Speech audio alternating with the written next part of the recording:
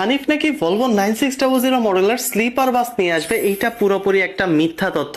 Recently আমরা সামাজিক যোগাযোগ মাধ্যমে এই তথ্যটা অনেক বেশি দেখতেছি, মানে এই টাইপের ক্যাপশনটা অনেক বেশি দেখতেছি। সত্যি বলতে কিছু মাস আগে আমি একটা ভিডিও পোস্ট করেছিলাম যে ভারতের সবচেয়ে দামি বাস হচ্ছে এই ভলভো 9600 মডেলের বাসগুলো, যেগুলোর বাংলাদেশি প্রাইস বর্তমান ডলার রেট অনুযায়ী 3.5 কোটি টাকা। তবে ভিডিও টাইটেলে আপনারা আরেকটা জিনিস লেখা দেখবেন, সেটা হচ্ছে দেশে এই বাস আনা একদমই অসম্ভব এখন।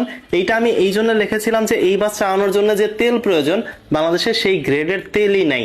এখন কথা হচ্ছে তাহলে হানিফ এই বাসগুলোকে কিভাবে আনবে। আরেকটা ভিডিও আমি পোস্ট করেছিলাম যে ভলভো বাস বাঁচানোর লড়াইয়ে কিন্তু হানিফ এন্টারপ্রাইজ চলতেছে। তারা তাদের রিসেন্টলি বেশ কয়েকটা বসে যাওয়া ভলভো বাসগুলোর ইঞ্জিন রিপ্লেস করতেছে, যেরকম ভলভোর ইঞ্জিন বাদ দিয়ে তারা এখন চাইনিজ ইউচা ইঞ্জিনগুলো অ্যাপ্লাই করতেছে। পাশাপাশি তারা বাসগুলোকে রিফাবলিশ করতেছে। এছাড়া তাদের অবি মোটরসে কিন্তু দিনরাত ভলভোর কাজগুলো চলতেছে।